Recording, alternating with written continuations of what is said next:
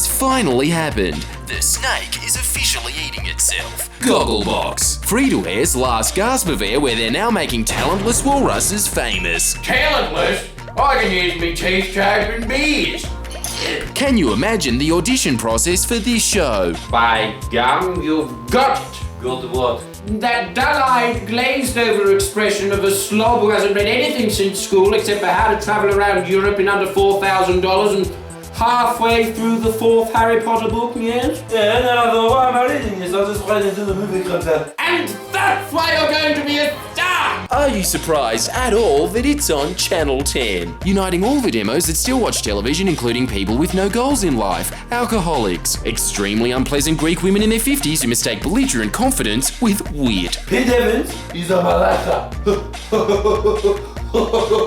Dropping the C-bomb at prime time. Classy. People who you just know that if this were the Middle Ages, they'd be plucking geese and shoveling pig shit and distracting themselves from their bleak existence by yelling at petty criminals that are about to be hanged, because even today... No, those boys in Bali, they made the decision, they knew what the punishment was, so they pay with their lives. What's changed? Fantastic Furniture exists now, that's it. They're on one of the highest rated television shows in the country that appears to be cheaper than the internet video you're currently watching, as the cameraman is what we in the biz like to call a cupboard. And their lighting guy appears to be an Arctic mole, as every shot is exposed. And they won a Logie. The best information-based show.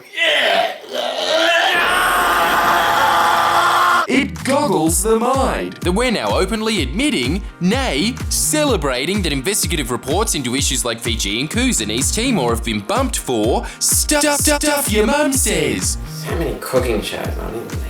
Whoa, does anyone else's head hurt from learning? Shut up, it's just entertainment. You could say that again. Living in one of the freest societies in world history with infinite options available to you, and in that environment, you can't think of anything that could possibly be more of a hoot than watching Channel 10's market research buffered with ads. It's not market research, it's just everyday Aussies being shown a product by network executives and then filming their extremely base reactions to it.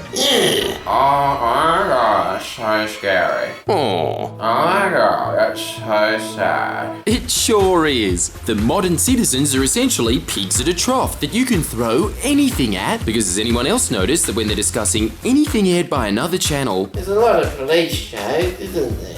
I'll tell you what, if I was a criminal, I'd just watch all these cop shows with a pen and paper. They just teach you how not to get caught. whoa, move over compilation CDs at BP because that was so fresh. Yet when they're discussing a show that's aired by Channel 10, Can't be complimentary enough, it's just so different from Channel 9 and Channel 7. to the point that they actually said this. We should get kids to skip maths like once a week and then make them watch a show like The Project. You goddamn malakas. I don't know what's scarier about that statement. The fact that Channel 10 actually tried to suggest that we should have the real-life version of Bart's People as a subject in our education system, or that the general population is so brainwashed that they willingly advocate replacing mathematics when we're already lagging behind Kazakhstan in maths with corporate propaganda. I've got a better idea. How about when we read Brave New World in Year 12, we replace the film component of Blade Runner with Gogglebox to show that we're already fucking there. And we should replace PDHPE with dating naked. Mindless vessels with jobs you just know are. I pull a lever all day and it does nothing. That is so desensitized by this box that they sit there cackling at the misfortune of others like goblins.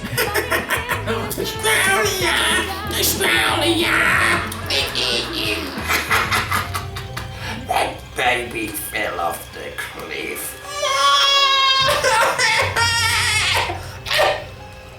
So hypnotized when they see people on screen dancing, they start convulsing along with them like the zombies recharging in Cell. My hemorrhoids are playing. Well, if you can think of a better way to get energy, let's hear it. And all to the backdrop of the Liberals cutting the poorest workers' penalty rates in this country by a quarter, and the reef rapidly dying while Malcolm Turnbull tries to build a mega coal port on top of it. And Australia chooses to drop so far into distraction that living in a fractal would be a degree closer to reality, as we've become idiots watching idiots watching idiots. Idiot? I've read halfway through the Goblet of Fire. Gogglebox. Thanks for turning Australia into an Escher painting. Please press the subscribe button now. Come on.